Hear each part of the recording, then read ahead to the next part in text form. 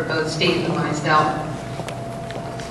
I'd like to just take a moment to also thank the Ignatian Guild and the SI Fathers Club for inviting us both to speak here tonight.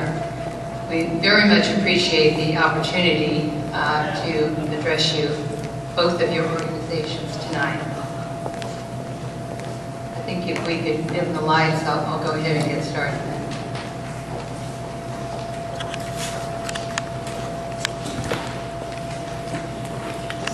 Well, as Gail mentioned, I'm president and founder of a nonprofit called No Health Without Mental Health. We're very pleased to be here tonight to talk to you, to share with you our message regarding destigmatizing mental illness. No Health Without Mental Health was formed about 3 years ago with the mission to eliminate the social stigma that surrounds mental illness and thereby greatly increase access to mental health treatment. My fellow NHMH board member, Steve Hinshaw, will be speaking to you shortly about mental health issues in adolescents and what you need to know. But I'm going to address the broader issue, but no less urgent, of what it is in our culture that prevents so many people, including teens, from seeking mental health treatment. What it is in our culture. So you see behind me a cryptic slide, and this refers to a NHMH postcard that you were all given when you walked in. You might take a minute to look at it now. Can anyone guess what this slide refers to? Exactly. Health equals mental health plus physical health. This is what our organization is all about. No Health Without Mental Health is a social marketing and communications venture. That means that we don't offer mental health services per se, but we are engaged in a social marketing campaign targeted at the general public. Now, social marketing, as you know, is when the public is sold on the need for a change in society, whether it's recycling our garbage or clicking on our seat belts or having energy efficient homes. The social change that we in NHMH are committed to attaining is to redefine health to include mental health along with physical health as comprising our overall health for all of us. And this, by the way, is a view that's accepted and endorsed by mainstream medicine and science. So why do we greatly need to increase access to mental health treatment? Well, let's start by looking at the facts. Today in the United States, 20% of the general population, 20%, suffers from some form of mental disorders, and this includes, that's 65 million people, by the way. This includes both serious mental disorders such as schizophrenia or bipolar or major depressive disorder, as well as mild but still impairing disorders such as phobias or mild depression or anxiety disorders. Now, the shocking fact is that 2/3 of those 65 million people, that's 45 million people, receive no treatment at all. No treatment at all every year in the United States. Now, can you imagine if we had a similar situation with a physical illness, where 2/3 of the sufferers were getting no treatment at all? Well, of course, it's inconceivable. But that's exactly the situation we have today with disorders, with mental disorders.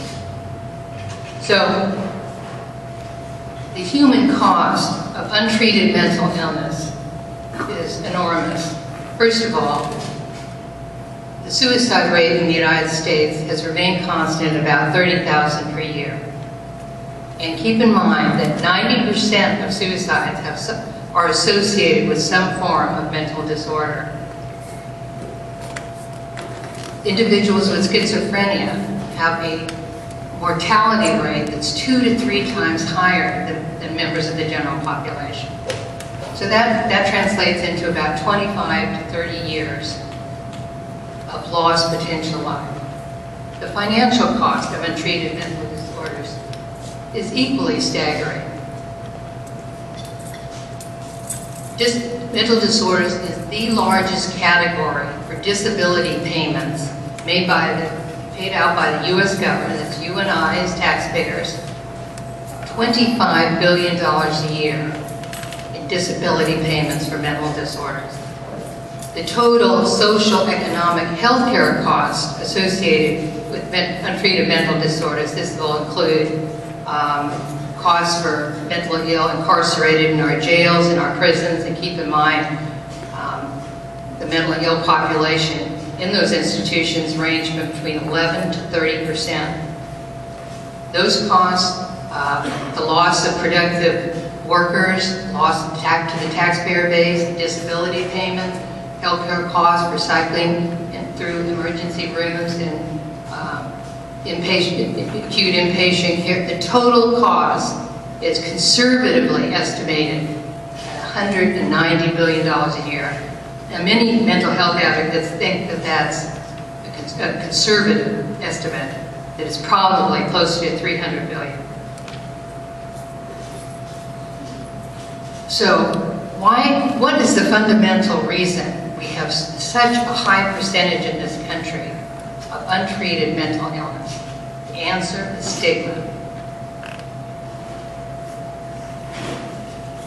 In the 17th century, stigma referred to an indelible dot that was placed on the skin by a sharp instrument, and this came to be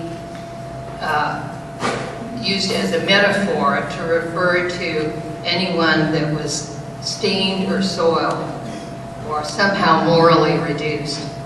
In modern times,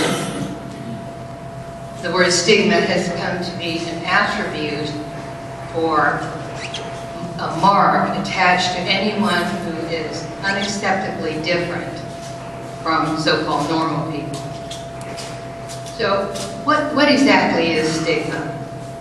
Well, stigma is the projection of the fears and anxiety felt by the general population, the projection of those fears and anxieties onto the person affected. The person affected with mental disorders doesn't really have any mark that sets them apart. So the stigma is really 3 related problems. The first is ignorance of mental disorders, what they are, their characteristics. This leads to prejudice or negative feelings toward people with mental illness. And that prejudice leads to discrimination, discriminatory behavior. It can be in social relationships, in housing, in jobs, not finding jobs. So it all starts with ignorance of what mental disorders are. And studies have shown that the American public as a whole has remarkably little accurate, factual knowledge about mental illness. And that's ironic because a lot of people know someone with a mental health problem. Remember the 20% of the general population that I referred to. That's 1 in 5 families, and it's probably higher than 20%. So it may be 1 in 4 families. But this question of ignorance of mental disorders and the need to gain knowledge of what mental health is all about is really important when it comes to teens and adolescents, because studies have shown that of all of the factors that are relevant to teens' reluctance to get mental health treatment, among the most important are their very low level of knowledge about mental illness, and also the fact that they have very negative feelings about mental illness. So, stigma. We know what it is. We know how destructive it is.